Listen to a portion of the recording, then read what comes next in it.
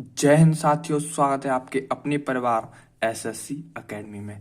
तो मैं शुरू करने वाला हूं आपके लिए एक इम्पोर्टेंट सीरीज जिसमें इम्पोर्टेंट सारे वंश हैं उनको कवर करने वाला हूं। तो एक वीडियो में एक वंश कंप्लीट होने वाला है। तो आज की वीडियो में हम करने वाले हैं चेर वंश को कंप्लीट। तो देखिए, चेर वंश हैं जो कि ये तीन वंश हैं। कौन कौन से वंश हैं? ये तीन वंश हैं। तो इनको देख लेते हैं। पहला है चेर वंश, और दूसरा है पांड्य वंश, और तीसरा है चोल वंश। तीसरा कौन सा है? तीसरा है चोल वंश। ये तीन हैं।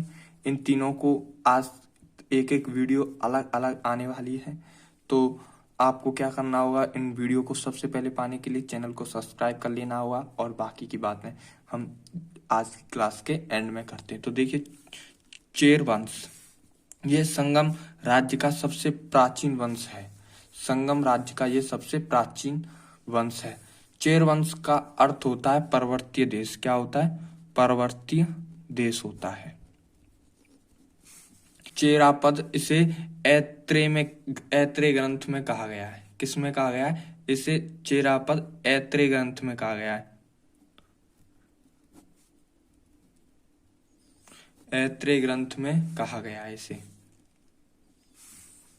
चेरापद इसे ऐत्रेय ग्रंथ में कहा गया है। और केरल पुत्र इसे अशोक के द्वितीय शिलालेख में कहा गया है।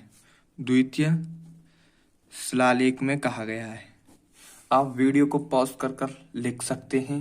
तो देखिए, मैं एक बार फिर से रिपीट कर देता हूं कि संगम राज्य का सबसे प्राचीन वंश चेर वंश है, और इसका अर्थ है पर्वतीय देश चेर वंश का, और इसे ऐत्रेय ग्रंथ में चेरापद कहा गया है। और अशोक के द्वितीय शिलालेख में इसे केरल पुत्र कहा गया है। और इनका क्षेत्र था, वो था केरल। क्या था? केरल था। और इन्हें केरल पुत्र भी कहा जाता था। और केरल में क्या था? केरल में था मालाबार। क्या था? मालाबार था केरल में भी।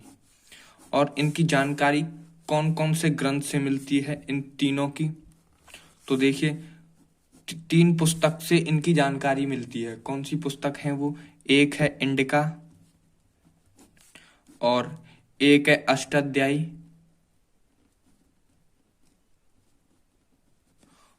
और एक है ऐत्रेय ग्रंथ। कौन सी है? ऐत्रेय ग्रंथ।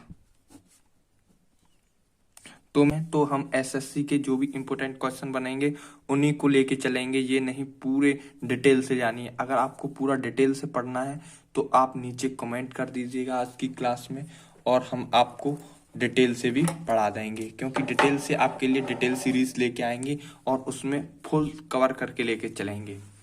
तो देख लेते हैं। राज्य चिन्ह है इनका, वो क्या है? वो है धनुष। क्या है?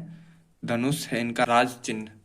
इनका धनुष है। और इस वंश का पहला शासक उदयन जरेल था। जरेल था। चेर वंश का प्रथम शासक था ये। इसने महाभारत में जो सैनिक थे उनके लिए भोजन करवाया था। महाभारत में सैनिकों के लिए भोजन कराया था।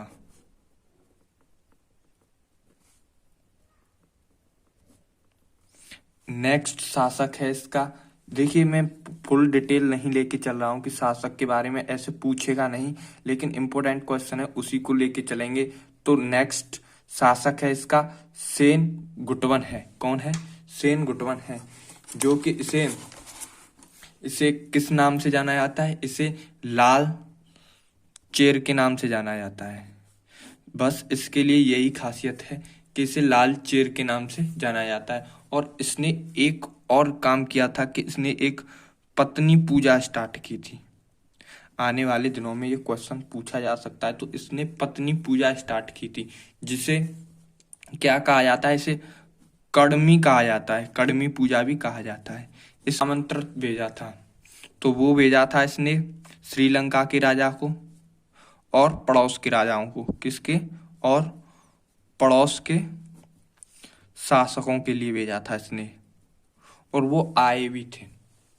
ओके, तो इस अगला शासक है वो है आदिगमन। कौन है नेक्स्ट शासक? आदिगमन है। इसके बारे में क्या खास बात है? इसके बारे में खास बात है कि इसने सबसे पहले गन्ने की खेती स्टार्ट की थी। किसकी? गन्ने की खेती स्टार्ट की थी इसने, शुरू की थी। सबसे पहले इसने गन्ने की खेती स्टार्ट की थी। तो इस वंश का अंतिम शासक है वो है, ये वंश दूसरी सदी के अंत में समाप्त हो गया।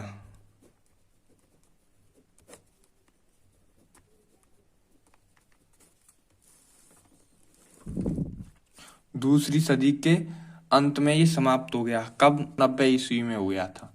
किस में हो गया था? 190 ईस्वी में हो गया था। तो आज की ये क्लास ज़्यादा बड़ी नहीं है, ये 6 से 7 मिनट की क्लास होगी। आई होप आपकी समझ में आ गई होगी। अगर समझ में आ गई हो तो गाइस इस क्लास को लाइक शेयर सब्सक्राइब और यार सपोर्ट कीजिएगा। ये बहुत अच्छी क्लास होने वाली है और आपके लिए बहुत अच्छी सीरीज लेके आए हैं हम, क्योंकि जो इम्पोर्टेंट वंस हैं उनको कंप्लीट कराएंगे और उनकी एक प्लेलिस्ट बना देंगे, वहां से जाकर देखिएगा। और अगर आप इन और डिटेल में पढ़ना चाहते हैं तो आप कमेंट कीजिएगा, हम आपके लिए एक और सीरीज लेके आएंगे। फिलहाल ये एसएससी सीरीज चल रही है तो इसमें आप योगदान कीजिए, देखिए वीडियो। अगर वीडियो का बेस्ट पार्ट आपको अच्छा लगा हो तो उसे कमेंट बॉक्स में लिखना ना भूलें। फिर मिलेंगे पांड वंश के साथ, तब तक के लिए जय हिंद, जय भारत, जय मां सरस्वती।